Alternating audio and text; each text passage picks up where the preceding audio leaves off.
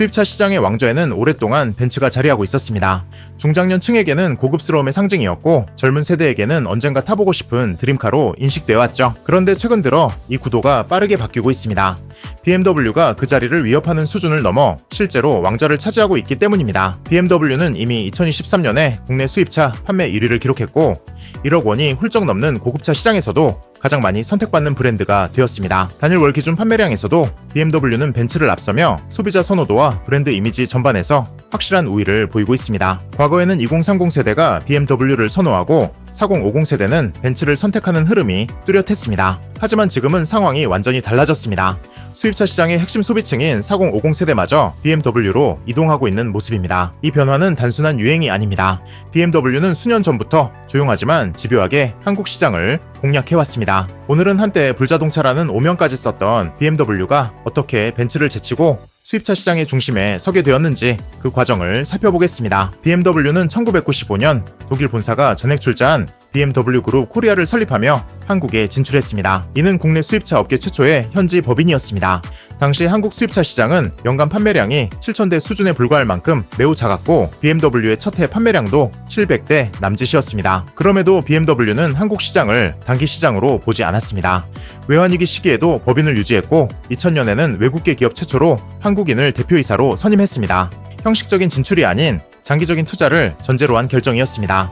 이후 BMW는 물류와 인프라에 공격적으로 투자합니다. 인천 부품 물류센터를 시작으로 안성에는 해외 법인 중 최대 규모의 부품 센터를 구축했고 2014년에는 아시아 최초의 BMW 드라이빙 센터를 국내에 설립했습니다. 이는 한국을 아시아 핵심 시장으로 본다는 상징적인 행보였습니다. 이러한 전략은 성과로 이어졌습니다. BMW는 수입차 최초로 연간 판매 2만 대를 돌파했고 한때 연간 6만 대 가까이 판매하며 시장을 주도하게 됩니다. 그러나 2018년 대규모 차량 화재 사고가 발생하며 상황은 급변합니다.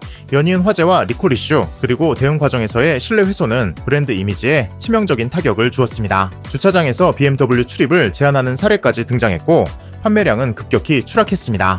이 시점에서 BMW는 단순한 기술 문제가 아니라 신뢰의 문제라는 점을 명확히 인식하게 됩니다. 이후 BMW는 전략을 전면 수정합니다. 신뢰 회복을 최우선 과제로 삼고 2020년 신형 5 시리즈를 한국에서 세계 최초로 공개합니다. 글로벌 브랜드의 핵심 모델을 한국에서 처음 선보였다는 점은 시장에서 강한 메시지로 작용했습니다. 여기에 한국 소비자 성향에 맞춘 설계 변경도 더해졌습니다. 차체 크기와 2열 공간을 키우는 등 한국 시장을 고려한 맞춤형 전략이 적용됐습니다. 결정적인 변화는 보증 정책이었습니다. 기본 보증을 5년으로 확대하며 문제가 생기면 끝까지 책임지겠다는 신호를 명확히 전달한 것입니다. 이후 BMW는 체험 마케팅에도 집중했습니다. 드라이빙 센터를 통해 단순한 이동 수단이 아닌 운전의 즐거움을 직접 경험하게 만들었고 이는 브랜드 이미지 회복에 큰 역할을 했습니다. 반면 벤츠는 전기차 화재 이슈와 옵션 정책 논란, 서비스 관련 불만이 겹치며 이미지가 흔들리기 시작했습니다. 그 결과 판매 격차는 빠르게 줄어들었고 결국 BMW가 벤츠를 추월하게 됩니다. 특히 젊은 세대의 변화는 더 컸습니다.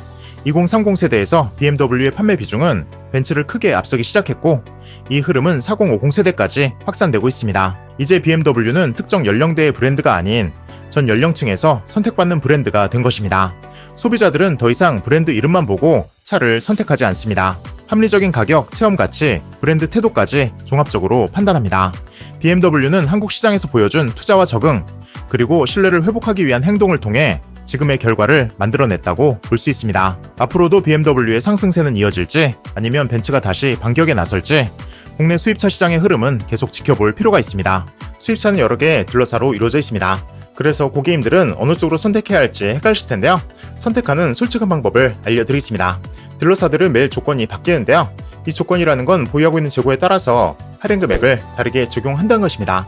예를 들면 어떤 딜러사에서 A라는 차종 재고가 많고 B라는 차종은 재고가 없다면 A라는 차종의 할인을 더 많이 몰아주는 시스템이라는 거죠. 즉 딜러사마다 보유하고 있는 재고가 다르고 저렴한 차종이 다르다라고 이해하시면 되는데요. 문제는 재고량이 실시간으로 변동되고 그에 따른 조건이 매번 바뀌기 때문에 알아보기가 쉽지 않다는 겁니다. 그래서 저희가 그 일을 대신해 드린 겁니다. 캐피탈을 이용하신다면 할부, 리스, 렌트 같은 상품들은 금리가 매우 중요합니다. 특히 리스, 렌트 같은 경우 신체 영업사원에게 그냥 맡기신 경우도 많은데요. 문제는 대부분의 신체 영업사원들은 직접 취급하는 것이 아니라 제휴된 캐피탈 중에서만 선택해드리는 경우가 상당히 많습니다. 그렇기 때문에 리스, 렌트 같은 경우에는 반드시 전문가에게 맡기셔야 다양한 캐피탈 중에서 금리 저렴한 곳으로 안내 받을 수 있습니다. 수입차 할인을 많이 해줄 수 있는 딜러는 따로 있습니다. 판매량이 많은 딜러일수록 수당이 많이 나오기 때문에 그런 딜러들이 할인을 조금이라도 더 해줄 수 있는 것입니다. 저희와 제휴되어 있는 딜러분들은 기본적으로 적게 남기더라도 많이 판매하겠다는 마인드로 이러고 계시기 때문에 할인에서만큼은 밀리지 않을 겁니다. 저희한테 안 하셔도 상관없으니 편하게 비교해보시고 최종적으로 할인과 견적이 가장 저렴한 곳으로 진행하시면 되겠습니다. 현금, 할부, 렌트리스 상관없으니 문의 주시면 됩니다. 이렇게 한번 알아보았습니다. 더 자세한 상담 문의는 고정 댓글에 있는 링크 클릭하시면 저희 담당자가 연락드리겠습니다. 감사합니다.